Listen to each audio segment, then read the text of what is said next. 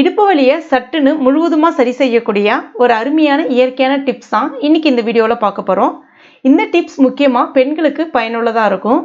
குனிஞ்சிட்டு சில பேரால் சட்டுன்னு நிமிரவே முடியாது, இடுப்பை இழுத்து பிடிக்கிற மாதிரி இருக்கும். அந்த மாதிரி இருக்கிறவங்க இந்த டிப்ஸை தாராளமாக ட்ரை பண்ணலாம், பட்டுன்னு ரிசல்ட் கிடைக்கும். இதை இப்போ நம்ம எப்படி செய்யுதுன்னு பார்க்கலாம். Welcome to Jo's Tamil health and beauty. இன்னைக்கு நான் 2 விதமான டிப்ஸ் சொல்கிறேன். இந்த 2 டிப்ஸுமே நீங்கள் ஃபாலோ பண்ணுங்க. ஏன்னா எப்பவுமே நம்ம வெளிப்புற பூச்சி மட்டும் இல்லாமல் உள்ளுக்கும் சில மருந்துகளை எடுத்துக்கும் பொழுது தான் அது நிரந்தரமான பலனை கொடுக்கும். சில பேருக்கு மூச்சு பிடிப்பு, முதுகு குத்தல், இடுப்பு குத்தல் இது எல்லாமே இருக்கும். இந்த மாதிரியான பிரச்சனை இருக்கிறவங்களும் இந்த டிப்ஸை தாராளமாக ட்ரை பண்ணலாம்.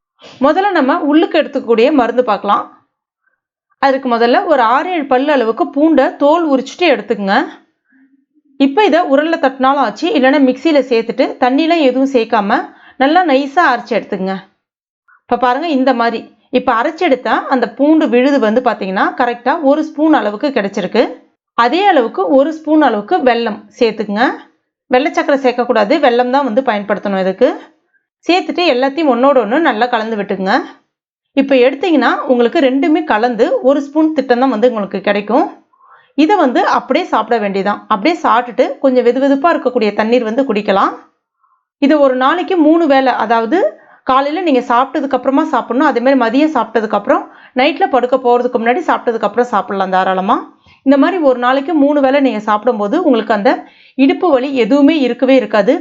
அந்த முதுகு குத்தல், வாயு சம்பந்தமான பிரச்சனைகள், குனிஞ்சா நிமிர முடியாமல் இருக்கிறது, இது எல்லாமே சரியாகிடும். இப்போ நம்ம வெளிப்புற பூச்சி எப்படி ரெடி பண்ணுறதுன்னு பார்க்கலாம். அதற்கு நான் இலுப்பை எண்ணெய், அதாவது இலுப்பை எண்ணெய் அப்படின்னு சொல்லிட்டு உங்களுக்கு நாட்டு மருந்து கடைகளில் கிடைக்கும். அந்த காலத்திலலாம் நம்ம முன்னோர்கள் அதிகமாக பயன்படுத்திய ஒரு எண்ணெய் இது. இலுப்பை எண்ணெய் அப்படின்னு சொல்லுவாங்க சாதாரணமாக இதை.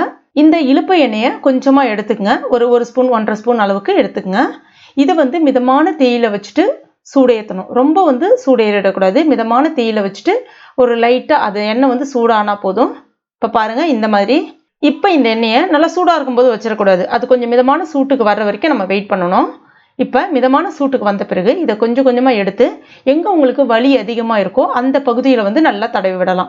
இது பார்த்திங்கன்னா இடுப்பு வலிக்கு மட்டும் இல்லை, உங்களுக்கு சில பேருக்கு மூட்டு வலி, கை கால் வலி குடைச்சல்லாம் அதிகமாக இருக்கும் பாருங்கள், அங்கேயும் தடவலாம். அந்த மாதிரி தடவும் போது பார்த்திங்கன்னா அந்த வலியை சட்டுன்னு எடுத்து விட்டுரும்.